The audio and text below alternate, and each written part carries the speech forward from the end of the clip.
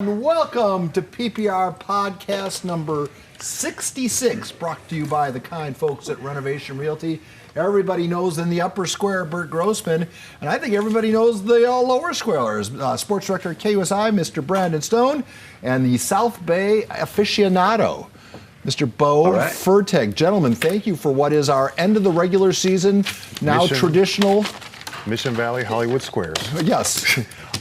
We'll start, I guess we should start with the topic at hand.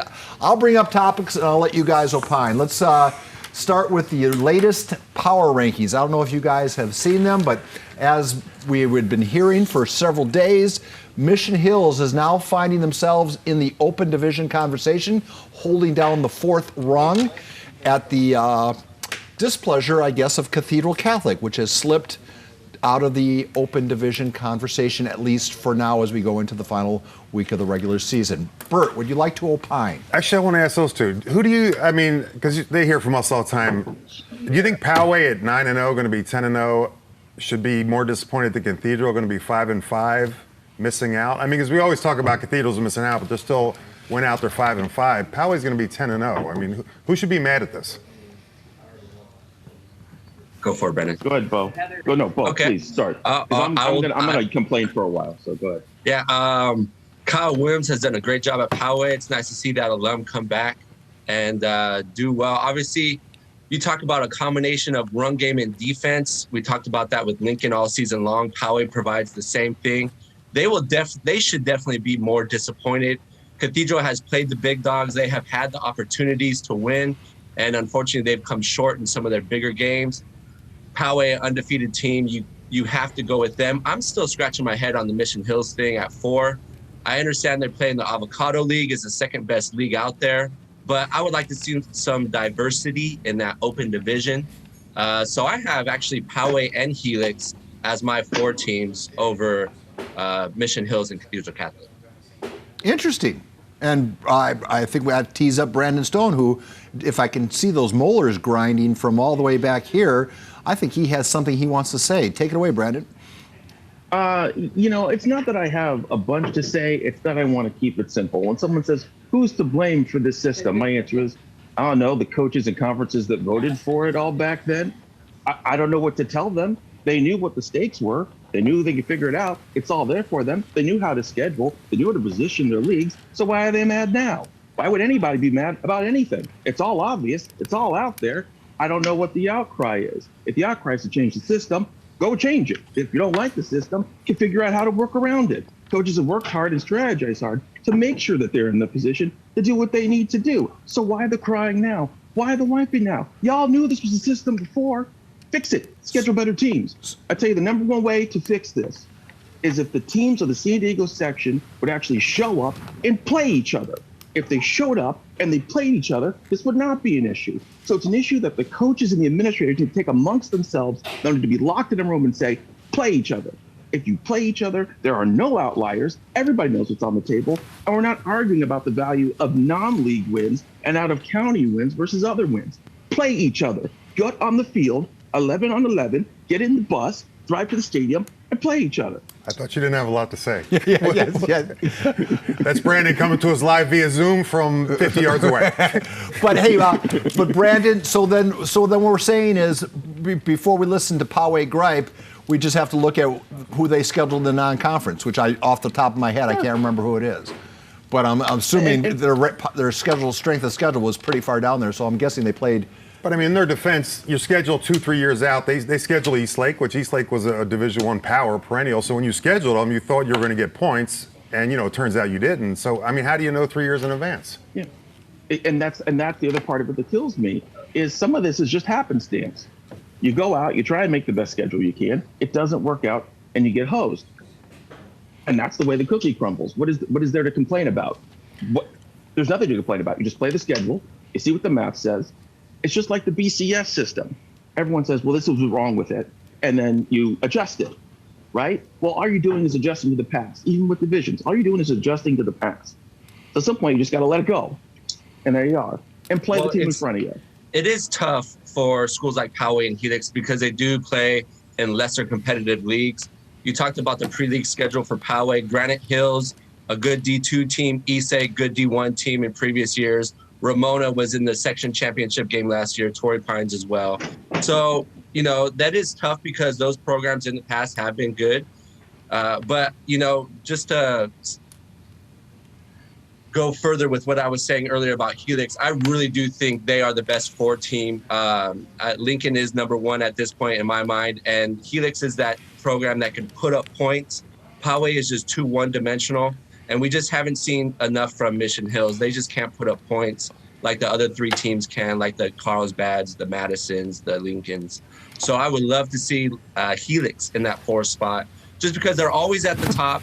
They're a program that we talk about year in and year out, and they have the guys that can put up points. All right, so then let me just, because we're taping this on a Tuesday. Friday, the outcomes are everyone knows who's playing who. So come Saturday morning, what will be the open division foursome, in your view? Me? Yeah. I don't really think it changes.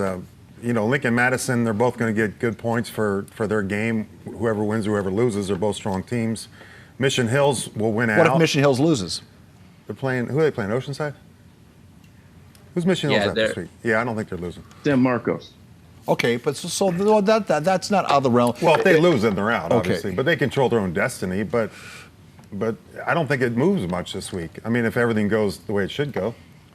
So Cathedral Catholic, regardless of say they trounce Scripps, they're out. Yeah, they're not going to get any points for beating Nowhere Scripps near. Ranch, so they might move down, actually.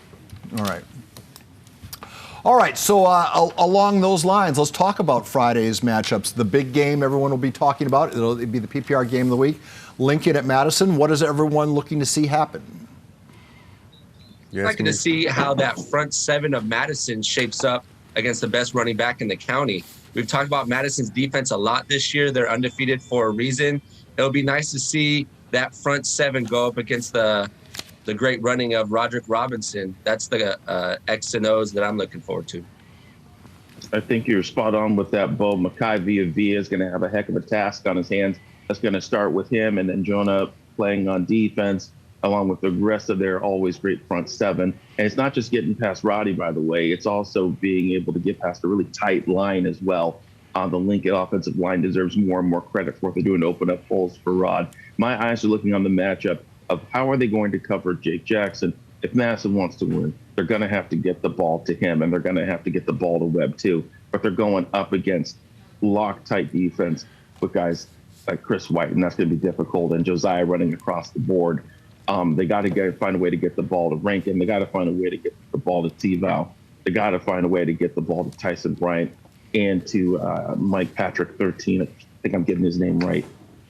If they can diversify their attack, then they can get some points on the board against Lincoln and have them feel a little loose. I would say Madison has the best balance on offense this year with their rushing attack and the passing of Reggie Johnson. Him and Jake Jackson have done a really good job in combining for big yardage and a lot of touchdowns this year. Is Lincoln more worried about Madison or a potential matchup with Carlsbad? I don't think Lincoln's worried about anybody. I mean, you both gave 10 or 15 things that Madison has to do to win. Lincoln only has to be Lincoln to win. I mean, you look at special teams; they have the ability to score there on anything. Defensively, they have the ability to score. They have a running attack. They have a passing attack. I mean, they really don't have a weakness this year. We would point, years before they might not have an O-line, or they might have. They have everything this year. I mean, we can give 10. Every team they play, they have to do 10 things to beat them. But Lincoln just has to be Lincoln to win. So I think that'll come down to it. And I forgot about Jalen Brown, too. I don't know where my mind went. Jalen Brown's been the new star of that team the last month. And Madison can get some good work from him, too. It's going to take a big group effort there. Safe to say there'll be no shortage of good athletes to entertain us on Friday. No, or linemen. Yeah, well, I meant athletes up and down the board. Hey, Bo, would you quickly like to review what's going on in the South Bay? There's 2 significant games that the PPR will be keeping an eye on. Could you review them, please? Yeah, Chula Vista plays at home against Castle Park. The last time Chula Vista won a banner outright was in 2003. That was my senior year. When we went 10-0, we lost in the quarters to a good Chris Thompson, Mira Mesa team back in 2003. And then the other one, Mater Dei, is going to be playing against Eastlake. CIF always puts that game last because it's usually a good one. But this year, Mater Dei, with them outscoring their opponents 232-0, I don't think that's going to be a close matchup this year.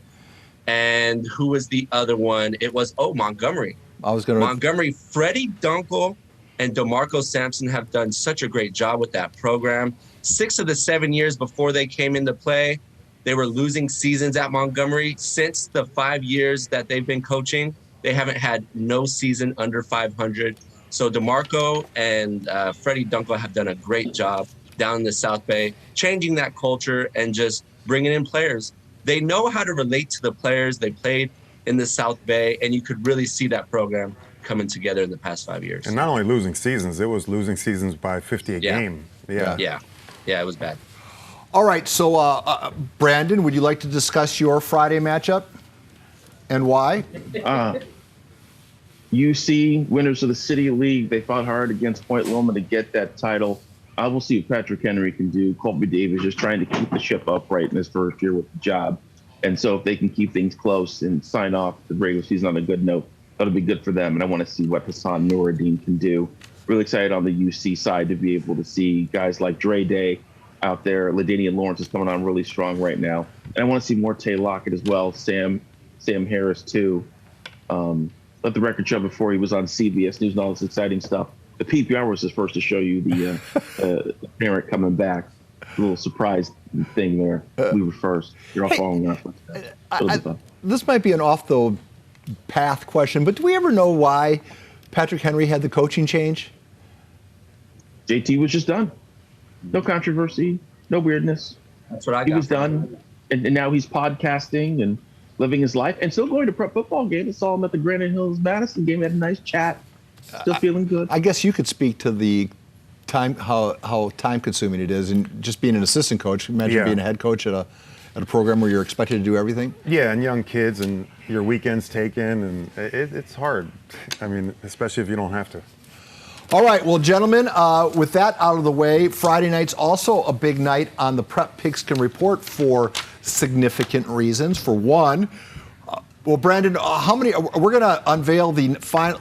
Give us the timeline for how we're going to unveil our awards for the 2022 Silver Pigskin Gala. The finalists for each award will be unveiled in. So we will start with the fan vote. That's this Friday. The special 9 that have a chance to get themselves on the Silver Pigskin podium. It's going to be Instagram likes, so make sure you're liking. On Monday, we'll announce the Fans' Choice Awards, and you can start voting for those. There'll be a special slow code, QR code. You can go beep, beep, and then you can go vote on all of those. Do we want to mention what those categories are? Because for those who don't know, we are adding categories to this year's gala. You want to go over a couple of them? It sounds great. It starts with best band, so you can go choose your drumming and windward alike. Best uniform, best play of the year, best sound bite. The Game Changer Award for a player who goes out there and when they make a move, the whole game shifts. And the Best Student Section, 6 awards that everybody at home gets to vote for and not worry about the structure getting in the way. So the choice is yours. And we have nothing to do with it. We present the categories, we present the finalists. That's the extent of our involvement. And then after that, it's done. But on the flip side of that, Bo and Bert, the other awards, the ones that used to be chosen by the people, are no longer going to be. They're going to be chosen exclusively by coaches, media members, and members of the PPR team. Brandon, could you just, being that you're so in charge of that, could you explain when those awards will be? When do those ballots go out? And when are we going to let people know who's up for what category? Were you saying me or Bo? I heard both at the beginning. I meant you, Brandon, meaning that you're in charge of a lot of this. Oh. Gotcha. Next Friday, we'll have the finalists, the reveal for that last fan vote spot. Then we'll know the amount that the podium will be on display. And then we'll also send out the ballots then too. And then on Monday, we'll let everybody see the nominees for everything else. So Bo and Bert, along these lines, the problem we have is sometimes you have established D1 players who had a great sophomore, junior year. They've got lots of D1 attention. They play against tough competition. But statistically, aren't putting up the numbers of, say, a player in a Division III or Division IV category who might be leading the state in a category, be it receiving, rushing, whatever, kicking. Or to that point, you get somebody like Roderick or Connor Rath that you get these blowouts at halftime, and half their games are only playing half. So how do you, in your personal opinion, Bo, as you submit names for categories, how do you balance that? A player who's having maybe statistically an average year at the open division level versus a player who's tearing it up in Division 5 who might stand a foot shorter and 50 pounds lighter? Right, so there's a guy at a Maranatha Christian, Owen Say. He leads the county in passing yards, completion percentage, has like 25 passing touchdowns, but he plays in Division 5. So you have to take that into consideration. If he plays in the open division or against Division I teams with big front sevens, athletic corners, I don't think he puts up those numbers. La Jolla Country Day had multiple quarterbacks as well that just threw the rock around, accumulated a lot of yards, a lot of points. But the best players are on the best teams. So you talk about the Roderick Robinsons, the Connor Raths, the Julian Sayans. These teams are good year in and year out because they bring the best players in the county. So when it comes down to it, unless the guy really pops in a Division 5 or a Division 4 on tape, maybe. But when it comes down, it's the best player on the best team. So you really have to go look at the best programs like the Lincolns, the Carlsbads, programs like that. For you guys, so I look at the list and it usually jumps out the top 5 or 6, and you always have that and you fill in. But what's the hardest one this year? To me, it's two-way player. I don't know what it is for you guys looking at it. Like, what's been the hardest? Because there's so much involved with two-way player. It's just, I'm having a hard time with that. Is that the same with you guys, or do you have a different one? I know what Brandon's going to say. Go ahead, Brandon. Underclassmen. I want to hear what Bo has to say first. Go ahead, Well, Bo. the two-way is the toughest because often the best athletes are on the field on offense and defense, unless you're, a one-dimensional running back like Rath or Robinson. So, for example, two-way, I have a guy like Chris Williams, who we could be putting in the silver pigskin podium because he's accumulated more than 2,000 yards and 26 touchdowns, and he kicks field goals. But he's a shutdown corner, and, he puts up big numbers on offense. So he kind of fits the bill on that one. And then another guy like Chase Lowry, you can put him in the defensive category, but he leads Point Loma in rushing and leading tackles. So that one kind of fits as well for two-way. But I would say I would agree with you, Bert, in looking at the players in those categories. The two-way is the most difficult one to put together. Yeah, and I like Sam Cooper, obviously, from UC. Alante Logan from Morris, I love, but yeah. I don't know how you pick. Because you have to get to all the games, you have to watch it all. They're playing the whole time. They all do it, so that's the hardest one for me. Brandon Stone is going to offer a contrarian point of view. Go, Brandon. Go, Brandon. No, Paul. What am I going to say, Paul? You're going to say the hardest category to choose is underclassman of the year. Boom. Can't be best concession. Well, because there's too many options in that one. Well, that's the point. Exactly. Yeah. Exactly. That's the too point. many options. And is it just junior, or can it be sophomores too? Is junior truly an underclassman? Is it just freshman, sophomore? There's all sorts of the vague things, but at the end of the day, there's a lot of guys who aren't seniors who are tearing it up. And then there's the argument of where do they belong in the other awards. Obviously everybody knows the deal by now. We like putting seniors in these main awards because it's the last shot at ever getting a chance to be nominated for them. We don't like putting juniors in other categories. So then it dilutes the underclassmen side, and it makes it really, those are when the nights really turn sleepless. Going back to the whole thing, there's so many factors about who we choose to be nominated for each award. We wish we could give out 300 awards and make it pick it up, but we can't. We're never perfect. Sometimes I wish the public understood how many hours, how many opinions, how many fights and tangles that we get into each year trying to get this thing right in the best way that we can see it. It's funny, we're talking about the playoffs, and it's like, I feel like everybody wants the smoke-filled room back because they're tired of computers. It's like, I wish we had a computer Yeah.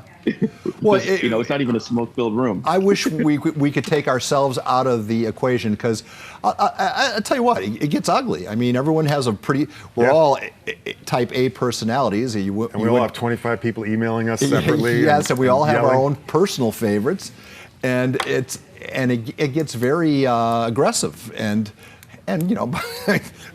we have that 2-week period where no one's speaking to each other, and then by the time the Gala rolls around, that rolls away. But I wish, to echo Brandon's sentiment, I wish you all could spend some time. Man, we take it really, really seriously, and we make the best decision we think, and then inevitably somebody will present a conflicting argument that we either didn't think of or didn't give enough. They make it better than either one of us does, and then, oh yeah, you got a point. But the other part, and naturally, Bo will advocate for South Bay teams because he sees them every week. Right. He interacts with them. Brandon with the city. I mean, we go to different games. I mean, so these are the people you see that. I advocate for the kids that come in studio because they're doing me a colossal favor, and I get to know them, and I get to see them. I'll tell you what, the thing I work on that makes me partial to people is I work on Carroll's Corner. So I get to see Coach Carroll off camera as we talk about, look at a video that maybe no one here sees, and wow, he makes a pretty convincing argument about a specific player down the way. So it's not an exact science, and I think that's the reason why we took the voting out of the people's hands for a lot of these awards and put it in the coaches' hands. We take enough grief for picking the finalists. We didn't want to have any more grief thrown upon us for like the popularity contest that the Instagram vote became. Best concession stand. That's going to be a tough one. We don't mind that people are upset about this. That's an honor that people are upset. Oh yeah, they take it serious. It is the honor of a lifetime that it makes people upset when we don't honor their kid or they think they've been forgotten or lost. And we appreciate that. But also know that we made the best decisions we could. At this point, I have lost the energy and the time to do 30-minute explainers on why we chose what we chose. So if any coach is going to call me in a few days, my answer is we sat in a room, we talked about it, we emailed, we chose, and that's what we went with because we believe it's the right decision. And if you don't like it, our apologies, but we chose it, and the end. Just to bring up. Well, go ahead, Bo, you're up. I was going to say, just to bring up a couple names as examples, right? We have Creek Makahele, a freshman quarterback that is doing things I've never seen a freshman quarterback do, like just under 2,000 passing yards, 25 passing touchdowns. It's insane what he's doing at San Marcos. And then you have 2 running backs at Palo Verde, Marcus Macon and Xavier Bejarano. They're averaging they've combined for 2,800 rushing yards. And they're on the verge of back-to-back section championships. Like, those are the small programs that make it difficult for us because obviously you win back-to-back section championships. That should be stated as something that is should be put on somewhere, whether it's the offense or underclassmen. It's those type of players that make it difficult for us because we have so many good athletes in San Diego. And along those lines, because you mentioned Crete, obviously putting up big numbers. But Julian Sayin from Carlsbad, who is a 5-star athlete, and I don't think anyone's going to be shocked if he's on our silver pigskin podium. I mean, how many 5-star athletes aren't? But he's also an underclassman, technically. So why he should be in the underclassman category as well. So those are the decisions that are getting batted about. I mean, Mr. Robinson, he's going to win Offensive Player of the Year in just about every category up and down the state and in all the newspapers and every other publication. Shouldn't he be in also the Offensive Player of the Year category? Yeah, but I mean, we go back to that all the time. I mean, you go back last year, Nankill throws for 3,000 yards, has 1 interception, 30 touchdowns. They win the state, but he's an underclassman. Same with Sam Cooper. So we just don't. I mean, we lean towards seniors. But I'm advocating that we used to have a policy for the longest time that if you're on the podium, that disqualifies you from any other award. That being a silver pigskin finalist was bigger than being just being a finalist was more important than being Offensive Player of the Year.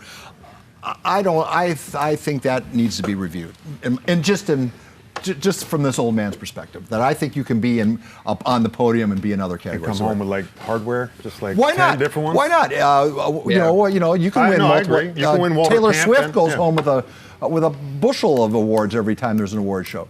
Oh, we're switching up, huh? Maybe. Well, you know, I'm not saying anything. We're all going to find out because I'm but one spoke in this wheel. But, you know, I tend to There's stamp too my many feet. good athletes out there. Yeah. For me, it's just there's too many good athletes in the county to. Although Roderick Robinson at this point is probably the most clear-cut favorite we've had in some time that I can think of.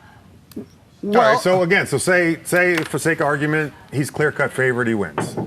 Should the other four not be up for? Should they not be able to take home offensive or you know underclassmen or whatever it is? Do you think Roderick has the same sort of adulation that he certainly enjoys on the PPR? Do you think that exists north of the 52 when everybody's getting smoked by Julian Sayin? And who technically, now I don't know, I don't put any stock in the star system, but he has one extra star next to his name. Would you be shocked if Julian Sayin won the award? No. See, I would be. You would. I'm not surprised by anybody winning any award. Right. But I mean, I'm not. I mean, to me, that's going to be the big moment, the big reveal is not to just dismiss any of the other finalists because you know voting. We've all seen weird voting results, but to me, it's going to be a Sayin versus Robinson, a 5-star quarterback against a 4-star running back. Who's going to get the most votes? Who's going to have? You know, The only thing that's going to hurt Roderick Robinson is if a fan vote player from Lincoln gets put on that podium, because it's going to take away votes from Robinson. It's the only way I really see him having a difficult time. And we've seen that happen. yeah. Yep. In the history, we've seen who was the Cathedral quarterback who was locked to win, but then what's his his moniker on oh God, what's his name? Remember he was the fan vote choice from Cathedral. He got onto the podium. They split the vote. Haynes? Say again? Tate Haynes. I can't hear him. Before my time.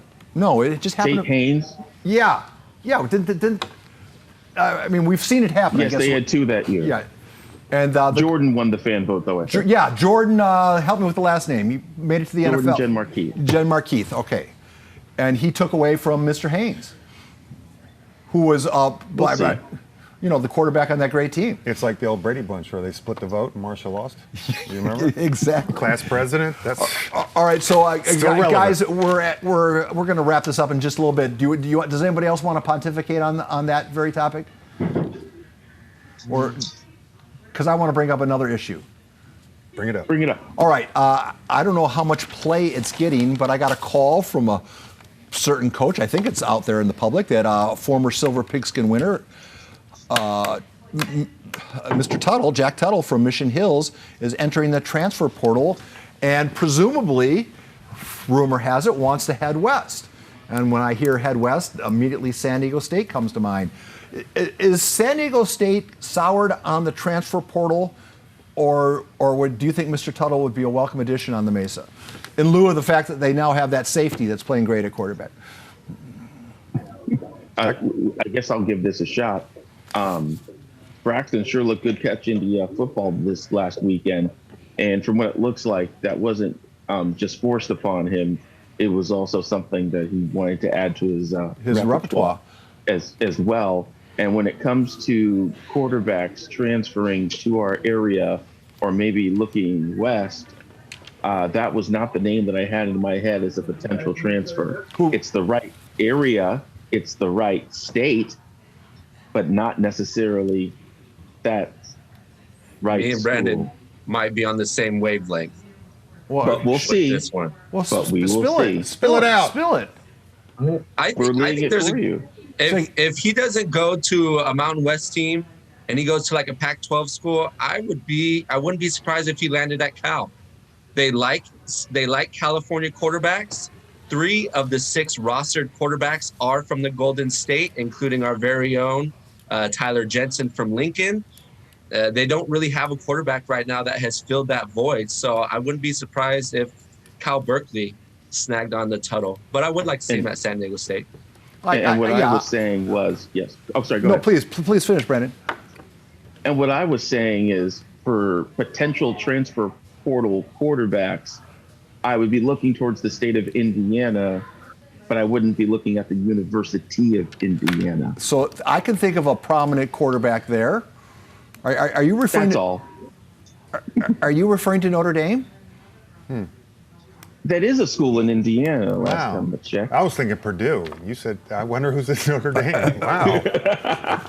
No, hold it. Do you think, are we allowed to talk about it out loud, or do you not want to do that? I think you already talked about it out loud.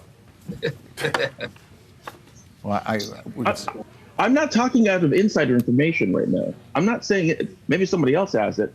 I'm just saying logically, if they want to be an RPO offense that is cool and works well within the dynamic Mountain West, wouldn't you be lobbing a call towards the that particular area of the country to see if somebody wants to go back and eat at their favorite taco shop in La Jolla? Come on, that's He has one more year remaining, though. I don't think he'll want to get in that type of competition.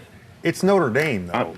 I mean, that's like, you know, or for those who are wondering what we're babbling about, I believe we're babbling about the second and only junior to win the Silver Pigskin, Mr. Tyler Buckner. Well, why has Notre Dame? He's injured right now, correct? His status right now is he done for the season? Yes. Yes. And has Notre Dame, in your view, moved on to the next great 5-star athlete that they always seem to get? He was recruited by the last coach, not the current one. Right. All right, so that would make I see the logic behind what you're saying. I don't know. I would think there'd be a lot of schools interested in the services of Tyler Buckner. yeah, I don't know about that Amen. one. It's like one's Nevada, Lizzo New and one's Mexico, Beyonce. too. I don't know about that. It's Notre Dame still. I mean, I'm just saying. All right, well, gentlemen, Hey, final. Coach Kerr, you want to be on the PPR podcast? Or you got? Did you want to talk about Gilster, Paul? Rob? I saw that in your notes. I think that we should quickly bring that up because he's been so good to the school, so good to us. Rob Gilster is hanging it up after. God, I never thought of him as getting older. He just always looked. Yeah, he looks young. That's he what I was looked- saying on Friday night. But can you guys speak to the fact what his importance, much like Damon Baldwin at Ramona and other schools where the coach is more than the coach. He's an institution. I love it. Really known I love for it. football. Those coaches add so much value to those programs. 2 losing seasons and 18 seasons coached. My first year on PPR, Gilster won the section championship at Qualcomm. I was there with Brandon Stone. They beat Santana. And he came off losing a section championship game that year before to a Chase Knox Madison team. So when you add all that together, 55-9 from 2007 to 2012. Valley Center, we don't talk enough about because they're just outside county lines. But yeah, he's done an exceptional job at that program. One of the coaches we just didn't talk about enough, unfortunately. Do you think he's the last of, because, we had Shaq, Dolan, Herb Meyer, Chapman at Chula. Is Gilster the last of that, lifetime Mohegans? coach? Or Damon Baldwin's probably going to be the last. But, is that over now where you're not a lifetime coach anymore at the same school? The game's changed. Schools change. School's changed.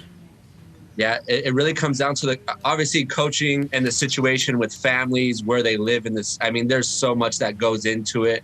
But Gilster cemented himself at Valley Center. Actually kudos to him because you do see coaches who are successful move on to other programs.